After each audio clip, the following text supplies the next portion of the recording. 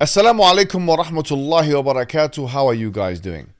Before we begin proceedings, I think it will take just a few minutes of our time to contribute to what's going on in Bangladesh. Now, what's going on in Bangladesh is flooding.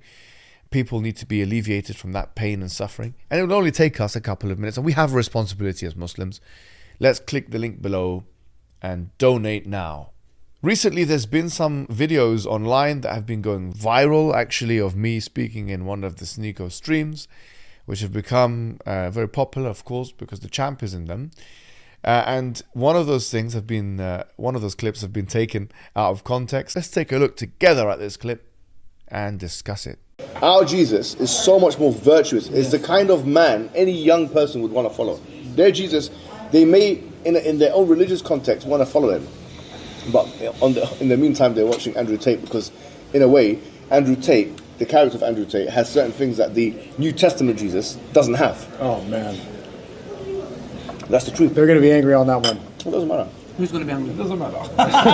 Effectively. No, I'm saying the New Testament Jesus, I'm sorry to say, is a contradictory figure. Because you've got him when he's got no power, yes, he's acting in a very forgiving, you could call it way, very placid way, very docile way. Yes. But then when he comes back, the biblical narrative. When he comes back in the book of Revelation, what does he do? He kills the prostitute, Jezebel, this and that. Why? Yeah. Well, so the moment you get power, you start, it's a killing spree now. So as you can see with this clip, I'm saying that the New Testament depiction of Jesus Christ is actually a lacking one that doesn't give him his rights as a virtuous character that he is. Now, as Muslims, what do we believe? We believe that Jesus Christ is the Messiah. We believe that Jesus Christ is one of the greatest prophets to ever live. We believe that Jesus Christ is the son of Mary, the greatest woman who ever lived, ever. And Allah mentions that in the Quran, that he chose her over all women of humanity. And there's a whole chapter in the Quran, chapter 19, Surah Maryam, about Mary, which praises and sanctifies the character of Jesus Christ. Just like chapter 3 of the Quran, Surah Al-Imran, just like chapter 5 of the Quran, speaks about Jesus in such a positive manner. So not believing and sanctifying and respecting in the character of Jesus Christ is a sin that is worthy to excommunicate somebody who does it. Something we can't believe in. Having said that, some people have tried to say that I am saying, based on this clip, which I'm sure you educated listeners, educated viewers, educated people knew exactly what I was trying to say in that clip, but have lied about what I said and said that I'm saying that Andrew Tate, who I criticized last week, is greater than this Jesus Christ that I've spoken about. This is a lie. And, I know why people would want to lie. Many of the people who have made videos about me and this issue, I looked at their channel and found that they had like 1,000 views per video. And then when they spoke about me, there was a spike. I understand the incentive. I really do understand the incentive. But lying is against Islam if you are a Muslim. Lying and misrepresenting and slandering and defaming another individual, especially a Muslim, it's haram. There's only so much you can do in terms of that. Having said this, what I will say is the New Testament depiction of Jesus Christ leaves a lot to be wanted about this character. And as I said, it actually deprecates and diminishes, and I would say even abases, abases the character of Jesus Christ. Let me give you a few examples just to let the point be solidified. Let's take a look at Matthew chapter number 15, verse number 24. And look, if you have your own Bible, if you're a Christian watching at home, at verses 24 up until 28. What essentially happens in this segment of the New Testament is that you have a Canaanite woman who approaches Jesus and she asks him to help her and her daughter. And what happens is Jesus Christ says, I was only sent for the lost sheep of Israel. And then she literally goes on her knees and begs and pleads Jesus Christ. And then he goes even further, and what he says is that it's not right to give the food of the food of the children, i.e. the children of Israel, and give it to the dogs, i.e. the Gentiles, the non-children of Israel. What? What is the depiction here, if not of a racist, ethno-supremacist? Jesus is being depicted in the New Testament as a racist. Yes, he is. He's being depicted as somebody who's intolerant of these other people, or at least considers Gentiles to be dogs. Now she continues and tries to persuade Jesus Christ in the next verse. And at the end of it, he heals her daughter and he grants her request. After being corrected by the woman, by the way, the all-knowing God, Jesus Christ is meant to be the all-knowing God, is now being corrected by a woman, yes, and changing his mind and then healing the woman, the other one. So here you have a depiction of Jesus Christ we consider to be actually offensive. We consider this depiction to be offensive. I'm just giving you one example, yes? This is one example of why it is that the character of Jesus Christ in the New Testament is something we don't accept. We're not even speaking about the theological aspects of him being God or the Son of God or part of the Trinity, which is a later invention onto the Bible, this exact formulation of the Trinity of three co-equal, co-eternal beings. This is an invention, a Roman invention. Okay, we're not even speaking about that issue. We're speaking about how Jesus is being depicted as a person. So number one, he's being depicted as a racist, an ethno-supremacist, a Jewish supremacist, essentially. Number one.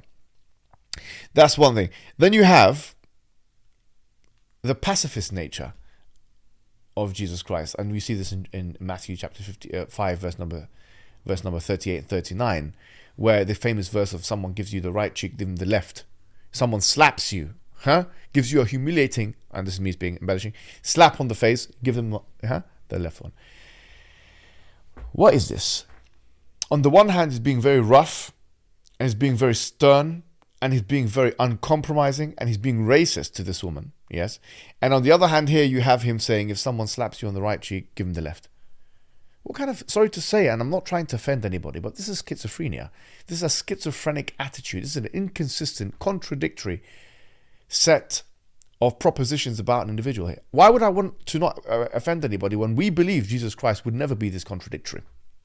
Our depiction of Jesus in the Quran is of a just man, of a respectable, blessed man, of the greatest ulul azmi min al-rusul, that he is one of the greatest men, top 5 men who ever lived.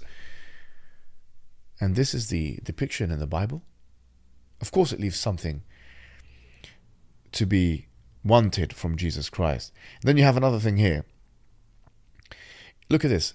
John chapter 2 verse 15, where Jesus Christ literally makes cords, whips out of cords and starts whipping the cattle and the sheep and so on. And then also he overturns the tables out of anger. What is this? Is this meant to be the God? The angry God? What is this? This is lacking in a virtue called temperance. When is it ever acceptable for someone to do this kind of thing, a God or a prophet to act in this manner? On the one hand, he's selling, turn the other cheek. The other one is making whips and start whipping and start turning the tables and so on. This is, honestly, tell me if this depiction is a great one of Jesus Christ's virtue in the New Testament. And then in the book of Revelation, in chapter number 19 of the book of Revelation, I think verses 11 onwards, he comes back, because remember, Jesus in the New Testament, when he has no power, is not actually calling to revolution, or is not attacking anybody except for, verbally attacking this Canaanite woman that we've just seen and being racist towards her and making whips for the animals and overturning the tables.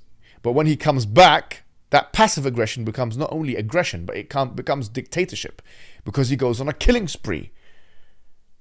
Are you telling me this is the loving and the compassionate? And sorry to say, no. This is a depiction of Jesus Christ which we do not accept. And I will say, there's no apology to be made. If anything, people who accept this version of Jesus Christ should apologize to us, should apologize to the Muslims for deprecating and diminishing and abasing the character of Jesus Christ. And yes, there are people out there that being, say, for example, a Christian in Africa or a Christian from the Bible Belt region who watches the UFC and the WWE and Hollywood and so on, and look at the protagonists of those films and see a moral and physical bravery, the like of which even that depiction of Jesus Christ in the New Testament doesn't have.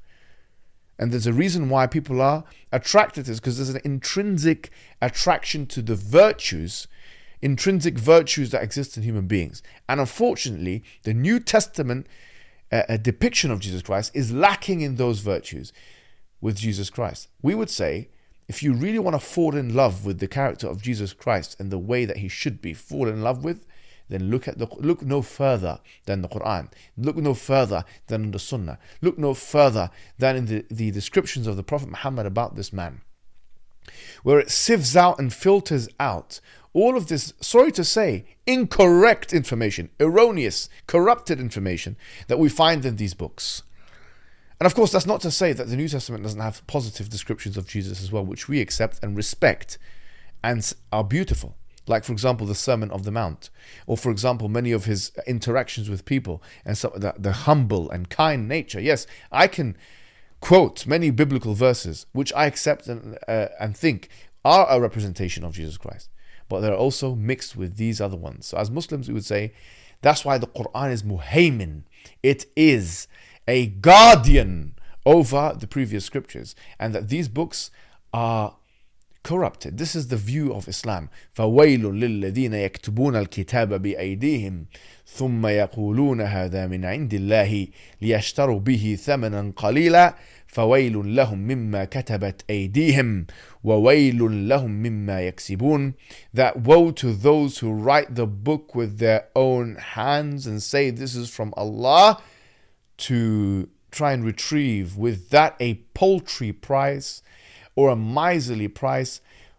Woe to them for what their hands has written, and woe to them for what they have earned therefrom. Meaning that these books, the New Testament, the Old Testament, they are corrupted, and this is almost with the consensus of textual critics of the Christian faith themselves. And I refer you to the books, for example, of Bruce Metzger and others who talk openly about the corruption of the New Testament. Yes, Muhammad came after, 600 years after Jesus, but he was inspired by God through the angel Gabriel, and the depiction of Jesus Christ is nothing but a pristine, beautiful, excellent depiction.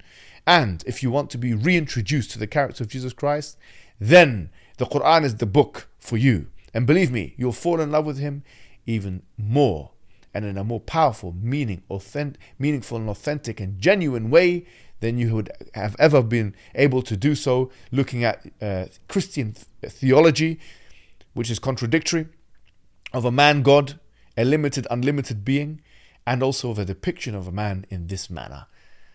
So no, there's nothing to apologize for. No, there's nothing to retract, but everything to double down on. And that's what I have to say. Wassalamu alaikum wa rahmatullahi wa barakatuh.